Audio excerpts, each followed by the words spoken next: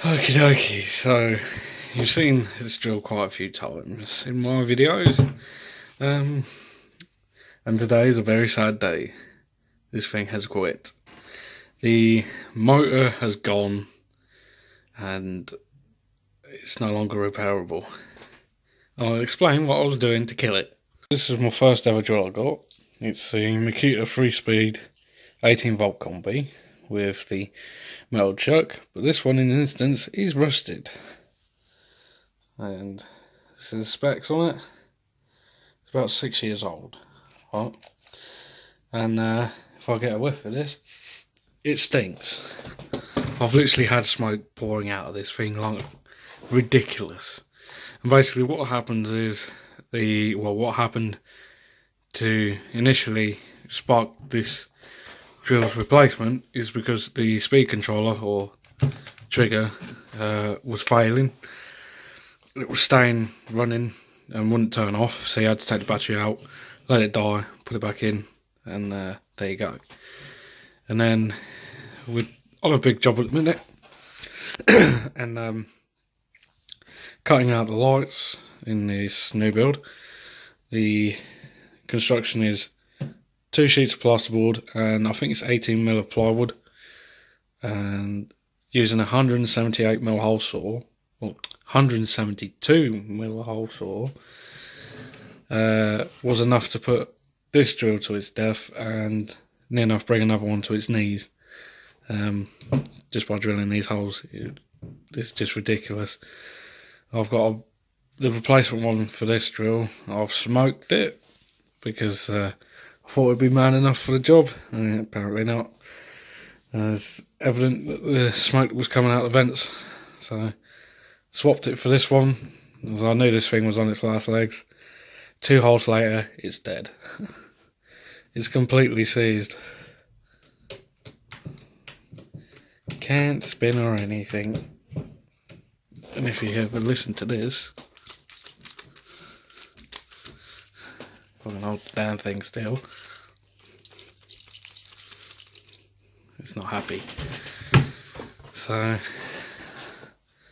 I've let it cool down. It took about half an hour, 3/4 of an hour. Just adding my steps like that. There's smoke coming out of the back of this. These vents here going upwards, obviously. Let it cool down, put a battery in it, don't work. Lights dim, but that's it. It's dead. So what actually happened is the gearbox went first, and then the motor went after. So let's take this thing to bits. This hook as a spare, and I'll probably keep the bit holder as well, because I've got my new combi, but that's just as a spare. The reason why I keep pausing and stopping is because I'm having troubles with computers again, shock and awe, but it is what it is.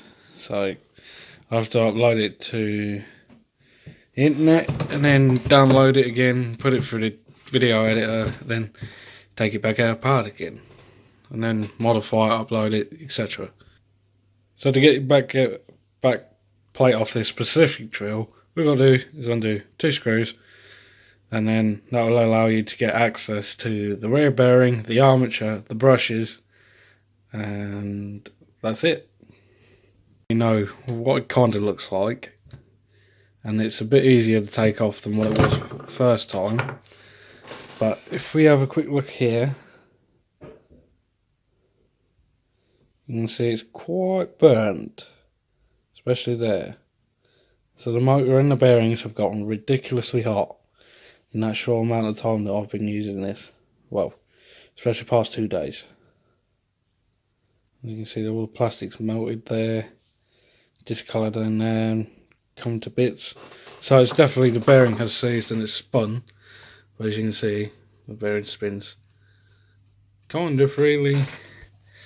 And if I can get it focused here, you can see there's a shitload of gunk on the bottom of it. So it's gotten ridiculously hot. So let's have a look at the back then, shall we? See if I can get a better light on it.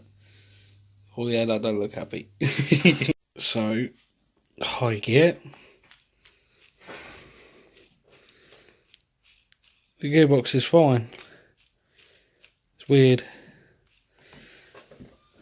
Very weird. Again, look at the state of my hands because of it minging. But it's just a shame.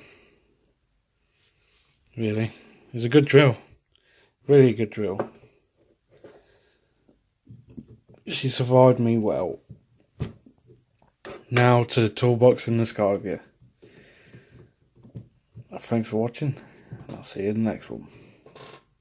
Oh, okay, so I finally finished sorting out a few bits and pieces with this drill, and I thought I'd have a quick look at the speed controller, see what actually was up with this, because sometimes you take your finger off the trigger, but the damn thing would still run. So by solving the problem, you had to take the battery out and put it back in. So yeah, so that's that. So if we have a quick look at this again, just see how badly, like how bad it actually is. Well, it's actually gotten, well, this must have been over time, and it's also plaster dust, because obviously I use this drill to cut out spotlights in the ceilings.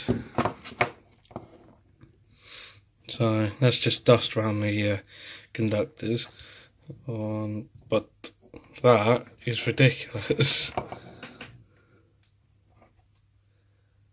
That's madness. Absolute madness, that is. And yeah, these little copper fly leads, I'm just recapping by the way, if you're wondering, have gone a different colour because of the heat. And the brushes are completely seized. They're not coming out, as you can see, because I've whipped both wires out, trying to pull the brushes out. That one there is the best quality one, whereas this one in there, if I can get it,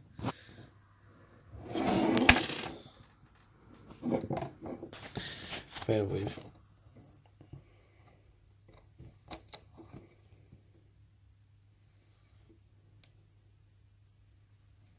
It's cracked.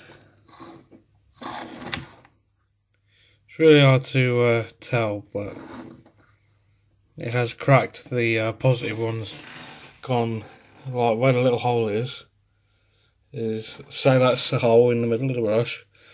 It's cracked up and down like that, and like that. So basically it's gone into 4 pieces.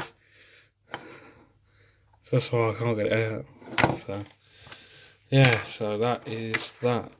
But yeah, I'm just interested of what's gone wrong. So obviously this is your battery connection, and you got positive, negative, and signal wire. I think that one is, because it got positive and got a positive or a small positive, negative, and this yellow one goes to that middle one, which is that one there, which then goes, where are we? Goes up to the controller, out of the controller, into this splitter or speed controller, and then positive and negative go up into the splitter, and then come out of there into this resin type containment, and then out to the 2 lights. There's 2 small but ridiculously powerful LED lights in there. So I'm going to keep them because they're mint.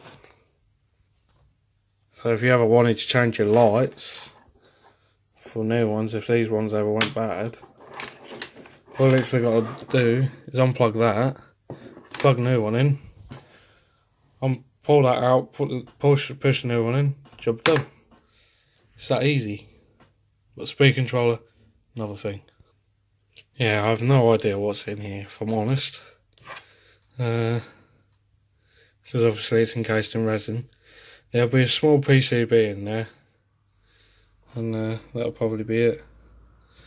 And numbers on this one 63169-2-0. You can see that there, that's a bit better. 1125.